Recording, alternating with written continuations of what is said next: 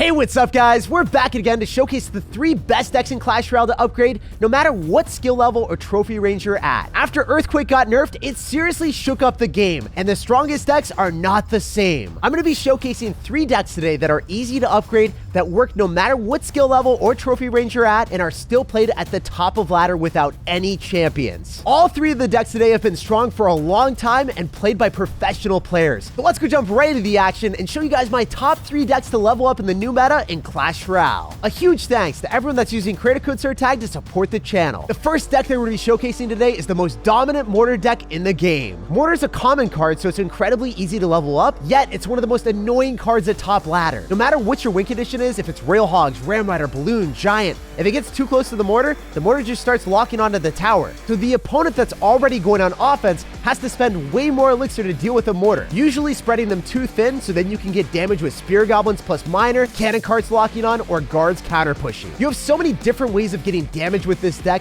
and some of the best defense and offense at the exact same time. So it's no surprise top ladder players are loving this deck. And if you don't have some of the cards, there's a ton of substitutions. Instead of Minion Horde, you can always run Bats or Dark Goblin, and if you don't have your guards leveled up, you can run Goblin Gang instead. Mortar is one of the best decks to level up because no matter what cards are in the meta, you can always switch and swap them and make a mortar deck. So let's go jump straight some games and assert dominance. All right, time to show you why I love this deck. First off, it's really fun to play because you're always making moves, you're always making plays, you're never standing idly by watching as your opponent just attacks your tower like an Expo deck.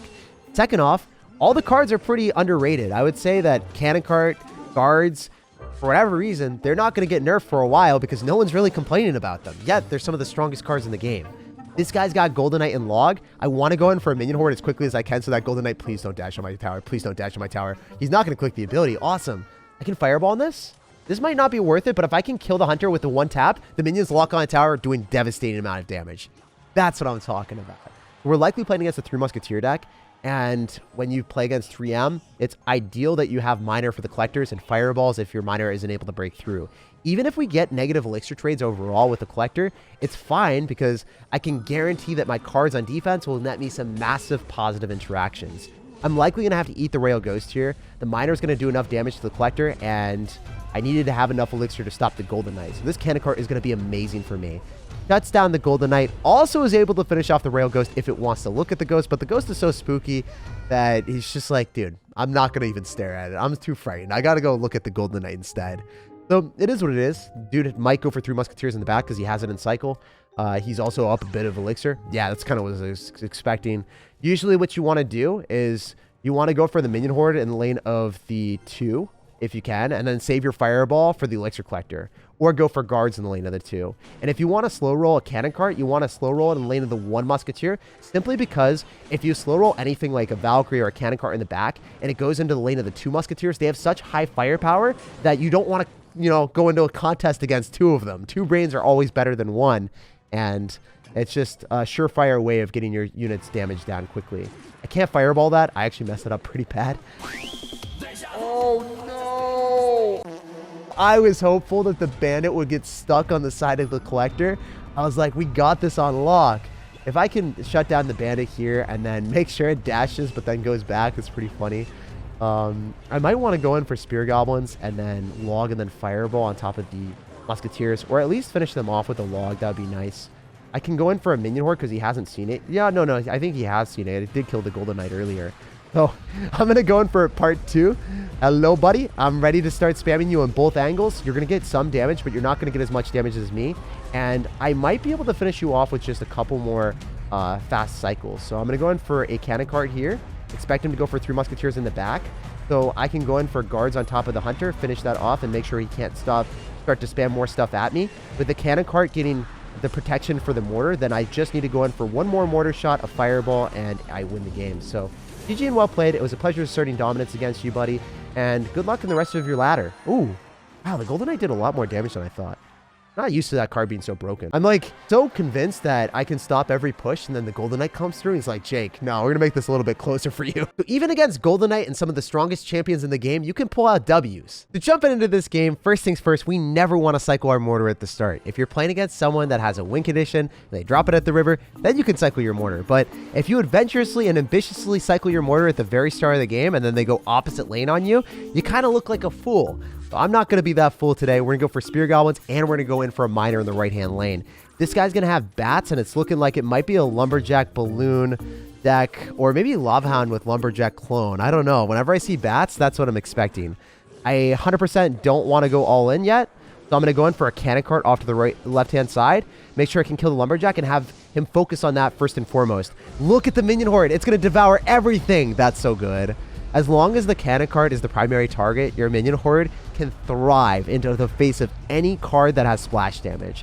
So the tandem team is absolutely unstoppable. I'm able to go for a Miner. He's going to go for Skeleton Army. That's not that scary. I think with a Skeleton Army out of cycle, that also allows me to go in for Cannon Cart more aggressively. And I'm going to go for Spear Goblins instead, because if I had logged, then it doesn't give me counter push, and it also doesn't have the potential of baiting out my opponent's small spells. So if I go for guards and I go in for my Spear Goblins in conjunction together, a lot of times if your opponent's going to have Zap, Snowball, maybe even arrows, you can get that out of them, or they can spend all of their elixir like this guy just did with his Fly Machine. So I don't think I have to log. He's going to Lumberjack this most likely because he doesn't have Skeleton Army in hand. Always paying attention to what your opponent has is paramount. I can mortar here. The mortar is going to shoot onto the tower because the Lumberjack gets too close, and then he's going to Lava Hound in the back most likely. But when he Lava Hounds in the back, I want to go for Miner and Spear Goblins, and then he's going to have Skeleton Army in cycle, and I'll probably try to log it.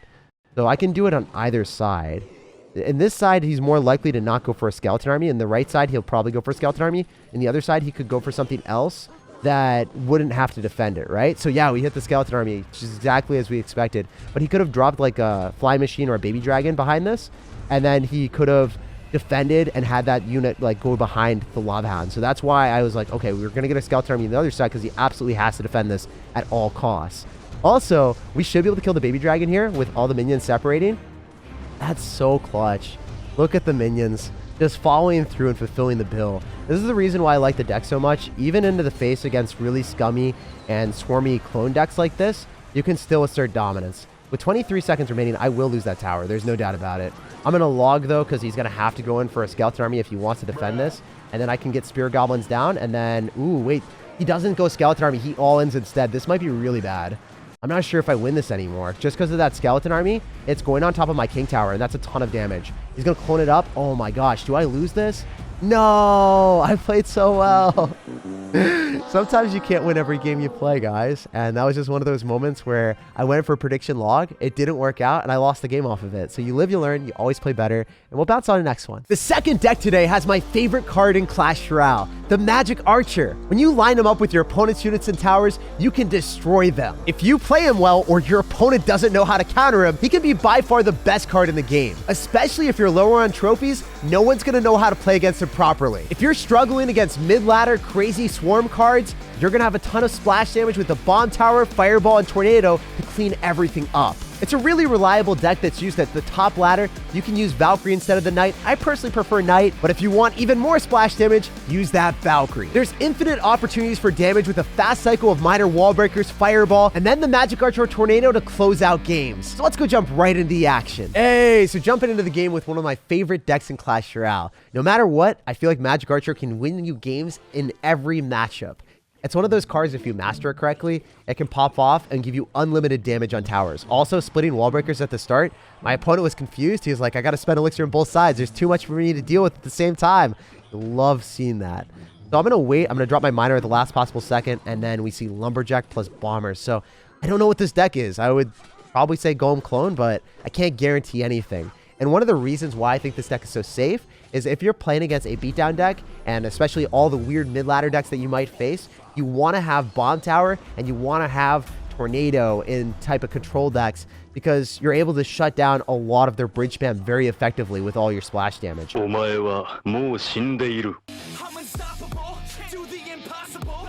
Wow, a tried and true Golem player just eating everything, letting the Magic Archer lock on perfectly to not only the Night Witch, but the Golem as well. Popping off, giving it a absurd value. I think I just want to go for a Fireball on top of the Night Witch bats so they don't cross and get on top of my territory. And then I can go for a Tornado here and then cycle a Knight to finish off the Elite Barbarians with a Spear Goblins afterwards. So there's a high probability that he goes in for arrows or zap or something. So, oh wow, he missed the arrows too. True Golem player, you know? Like some of these people, oh, he had arrows and zap. Wow, okay. That's really scary. Yeah, I went for the prediction of him going for a small spell on the Spear Goblins immediately by going for the high wall breaker, so then I can kite the Elite Barbarians even further. You got to make plays like that, or you're just going to look like a fool against all the Golem players that go all in against you and bridge spam with Lumberjacks and Elite Barbarians.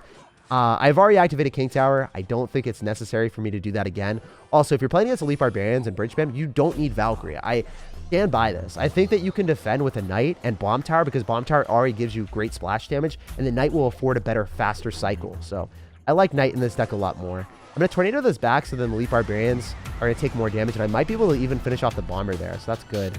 He's likely going to go for a zap. I'll get ready with my Wall Breakers. I'm just going to drop my Wall Breakers in preparation for him zapping. He doesn't do it. Okay, so smart decision on his end to not overcommit. The Spear Goblins do lock onto the tower. I'm going to Miner again, and then I'm going to follow up with another Magic Archer. It's too fun for me not to do this, guys. I have to. He's just not responding, and I want to take his tower with my Magic Archer win condition. As you guys can see, if you play against people at lower ladder or that just refuse to acknowledge that Magic Archer is overpowered, they're going to get absolutely brutalized. There's nothing they can do. This guy is saying, wow, because he just, you know, kind of pushed my Magic Archer in a go-kart all around the map. He was like kind of playing Mario Kart with the heaviest cart imaginable. My Magic Archer was along for the ride. The guy just left the game. There was nothing he could do. GG, well played. Peace out, buddy, and good luck in the rest of your ladder session. If you guys are sick and tired of losing against Golem players that always go all in, play this deck. You'll Shrek Elite Barbarians even without the Valkyrie. No challenge. This deck is just dominant. This Magic Archer deck is definitely my favorite deck to climb out of lower trophy counts and lower arenas because the Magic Archer gives you infinite damage when lined up, especially when most people don't really recognize how broken it can be. And you have a fast cycle with Wall Breakers allowing you to outplay all of the difficult matchups, and having all of the splash damage against the crazy decks that Ladder can throw at you helps out a ton. The last deck of the day is the easiest log bait deck in the history of Clash Royale. This thing is offense overload. When you're rushing through with a bandit, going for cannon carts on the other side, having princesses go at the river while Goblin Barrows get on your opponent's tower, it's way too much for even the best players in the world to keep up with. You don't even need a Golden Knight or an Archer Queen with this bridge spam. It just overwhelms everyone. It's not every day that you see an incredibly intuitive deck like this one work so well at top ladder. So let's try it out for ourselves and assert dominance. So it's time to show you guys my favorite log bait deck in Clash Royale. All the cards are incredibly linear and easy to play. Even if you're a noob, you're gonna get value from your cannon carts and bandits. It's gonna cost a lot of elixir for your opponent to counter it. We're also playing at Sparky, so this is a great matchup for us as well. I'm excited to see what his deck is. Most of the time, Sparky is not going to be the standard version that you guys are used to seeing. Ladder always includes some level of spice. Yeah, no Goblin Giant. It's going to be a regular Giant instead. We'll see what other cards he's got. Sometimes they'll end up having like arrows or something to be a little bit more tricky. But since I've got Dark Prince for a shield, I've got Cannon Cart for a shield, I've got Rocket, and I have a lot of bait cards, I feel like this matchup is going to be pretty stellar for me. Obviously, the Sparky is going to get knocked back a little bit, and it's going to die. So yeah, he's got arrows. He's probably going to drop a bait card, so I'm going to go in for a Princess at the River. He doesn't, though. This guy's going to have an interesting variation of Sparky. He's going to have arrows and zap. So as I said before, a lot of these people are running multiple small spells because of so much log bait in the meta. And getting back to the deck, I said the deck was really easy to play. It's fun to play. It's really fast paced. So whenever you're dropping cards on offense, you're not going to get bored, right? Like you're not going to sit back, relax, and run a deep cycle deck that you're always on defense and not able to really move. Like Expo or maybe even the original log bait sometimes is boring for me. Just always defending with Inferno Towers and Ice Spirits and never able to really take the fight to my opponent's side of the map. This deck built different. Dark Princes, going in for cannon cards, bandits, all of those cards have destructive firepower too. So if you get yourself in a little bit of a hole and you need to claw your way back, you're able to do that with this deck. You're able to make massive comebacks because of your units doing such high damage. Another reason that I like it so much is, as I said before, like, you know, really good for mid ladder and really, really good for high ladder too. As you guys can see, there's going to be a lot of random card compositions like Arrows Giant, with Minion Horde. Like, this is not something that you guys would be able to play against with the regular log bait, but since I have a snowball and I have a faster cycle, I'm actually able to deal with a Minion Horde coming at me. And Princess is imperative for all your log bait decks. If you're running Dark Goblin and then a Minion Horde comes at you, you just automatically lose the game. There's no way of playing around it or outplaying it. So very important that you also have Princess in your deck. Very good against all the squishy bait cards, even Wizards, you know? Wizards are pretty squishy, and a lot of times your opponent will stack up too much stuff nearby. Cycle Princess in the back, you're going to get value from it. Yeah, and when I was talking about how this deck works at high ladder, there was someone 2 seasons ago that finished 27 in the world. So if you play a deck that's easy to play at the start, and as you get better, you know, there's a skill cap of a very high ceiling where you can maybe be one of the best players in the world. Like, that's the type of deck that I want to play. Something that's fun, fast-paced, great at low ladder because it's easy with all of the intuitive cards, and then amazing at top ladder where you can just pop off and wreck people because, you know, other people have done it before. So you don't have to, you know, see, oh man, is this deck actually good that I'm playing? I don't know. Am I going to get value from playing this at the highest skill ceiling, or am I never able to play this above, like, you know, 6,000 trophies? And you're never going to have to ask yourself that question. Another reason why I like this deck a lot is specifically because you're going to have a lot of cards of different rarities. So if you look at the deck, I've got legendaries, I've got epics, I've got commons, I've got rares, I've got everything in the book. And if you're running decks that have just rares, like Rail Hogs, Flying Machine, Fireball, I love that deck, but it's really hard to level up because every single one of the cards requires the exact same rarity. And when you open up a chest, you're going to get epics, you're going to get rares, you're going to get the entire mixed bag. So if you get a mixed bag, you're going to have to upgrade a lot more chests. You're going to have to take a lot more money into the game if you want to actually fulfill your card levels to be a higher level. So if you're starting a card deck up from scratch, you always want to pick something that's diverse in rarities. And this deck accomplishes that extremely well. This one's a much harder situation than regular Sparky decks, as I said before, specifically because he has arrows. And if I ever misstep and I don't cycle my Princess in the back, there's a chance that he could go in for like a Minion Horde here. So his arrows are out of cycle, so I expect him to Minion Horde. I'm going to go in for a Snowball on top of the Minion Horde, and I'm going to get value with the Princess on the tower. Very rarely would I Princess there, but just because he didn't have arrows in cycle, I knew it was going to be worth it. So I took the advantage and then did it. I'm going to keep the Rascal alive. I don't know if this is the right play, but I just want to spam stuff at the river and have fun at this point. And that's what you can do with this deck. You can literally just pop off and spam like an absolute savage and then rock it out for the win. So that's what we're going to do. We're going to make him always drop his arrows on defense here to stop the Goblin Barrel. And if he doesn't, then he loses the game. But he has to arrow my tower to get in the spell damage lead, right? So that's not going to happen for him. We're going to be able to kill the Giant. The Rascals are popping off. And yeah, we walk away with a very fun and dominant W. That Giant is not going to get anywhere near my tower. Even if you go in for a zap, you have to have like a random tornado in your deck, and you just don't have that. So GG, well played, and peace out, buddy. It was a pleasure playing against you. He was a super upset, sir. Even if your opponent ends up having a Giant deck with multiple spells, you don't have to worry. That's one of the reasons I love the deck. You're able to combat all the crazy mid-ladder decks you play against, and now we're 6,000 in the world. Just to show you guys how consistent this deck can be against all the crazy mid-ladder decks, I'm going to show you my battle log. I beat a Royal Giant player with 3 spells, and I won 6 games in a row in the span of 20 minutes. You guys want a deck to push up fast, that's reliable, this is definitely it. So let's see if we can string together another W. This guy's going to give us the peace out emoji in his name. You know what, dude? I'll give it to you in real life. I'll give you the princess emote. How's that make you feel? You know, are you feeling in your element or what? He's going to Bard Barrel. That's awesome. I guess he was feeling real comfortable to cycle that at the start. Usually when you see Bard Barrel and Tombstone, it's not going to be a Lava Hound deck. It will probably be Graveyard. So identifying what your opponent will potentially have at the start is extremely important, so you don't cycle the wrong stuff. I'm going to go for the Cannon card here, bait out the Dark Prince early on is awesome because now he's going to have a limited amount of answers to our bridge spam with the Tombstone out of cycle as well. And you know what? The Tombstone's kind of helping me. It's building up a bigger push for me for sure, right? This is good. I can vibe with this. I'm going to go for the Goblin Barrel off to the side because, oh, okay. Well, I was thinking he would have Tornado, but he's able to get back to the Bard Barrel, and he definitely does not have a Graveyard deck. He's running Golem. I kind of forgot that those things existed. But yeah, this is not going to be the easiest matchup in our lives. I thought that Graveyard would be a lot easier, but now we're playing against someone with Golem, and I don't have a building. So some of these matchups can be difficult, but the way that you want to play it is making your opponents make mistakes. Some decks have no capability of doing that. But when you have Cannon Cart, Bandit, and a lot of aggressive cards, you fling them at your opponent, and a lot of times, more times than not, they're not going to have proper answers. Look at the Bandit locking onto the tower. That's 100% going to be a mistake for our opponent, and he was not ready for that. Also, I like that the Dark Prince isn't going to get touched by the skeletons for a while. Wonder if I want to respond to that. I think I have to go for a snowball. Otherwise, the bats will give him like 400 damage on my tower. Totally not worth it. With the tombstone out of cycle, we can go in for a cannon cart in the other lane, or we can go sim lane as our opponent. Either one works.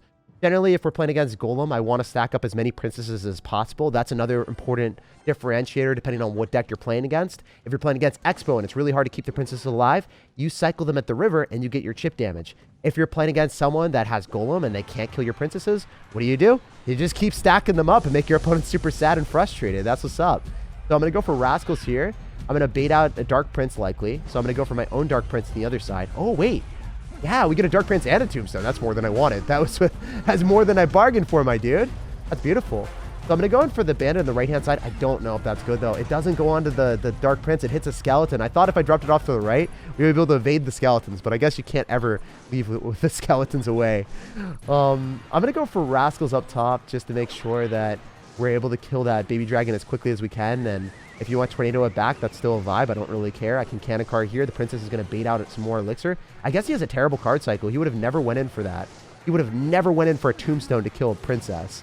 That just seems like a losing battle for my dude out here. Going for a Golem as well. I can follow up with Princess and then Rascals off to the right-hand side so no Baby Dragon locks on. If we get the Night Witch in the opposite side of his Golem push, he's really not going to get much value. And I can snowball to keep the princesses alive too. Double princesses on the map. And that's why we love Princess. If you're able to stack up multiple princesses on the map, no one can stop you. I'm going to go in for a Goblin Barrel as well, directly onto the tower. I don't like that the Baby Dragon is off in the middle of nowhere with absolutely no chaperone. No parental guidance. That thing is just popping off on me. At least we can leapfrog on top of the Barb Barrel and then maybe even get more elixir from my opponent here too. Oh, no, bro. You had so much more to live for. Why you gotta fall and flop like that? All right, I can rocket on top of the Night Witch simply because I know that he's gonna go in for a Golem and I just want the Golem to not have any friends. Yeah, look at that. He went for the Golem at the worst possible moment. And now he's gonna go in for a Barb Barrel and he's gonna miss one of the Goblins. And then he's going to lose the game to a rocket. Yeah, that's exactly what I was hoping for. That's what we wanted. This is how you play the game, guys. When you find out one mistake from your opponent, you just say, hey, dude, I'm going to take your towers now. It's over. See you later. Sayonara. I hope you enjoyed the game. Rocket in the corner always because it gets to the tower a little bit faster. You could miss it and lose the game, but for the most part, you're not going to flop like me. It's so satisfying creating mistakes from your opponents and amazing opportunities to take their entire tower. And that's what this deck does best. Like, subscribe for more daily content, and have an awesome rest of your day.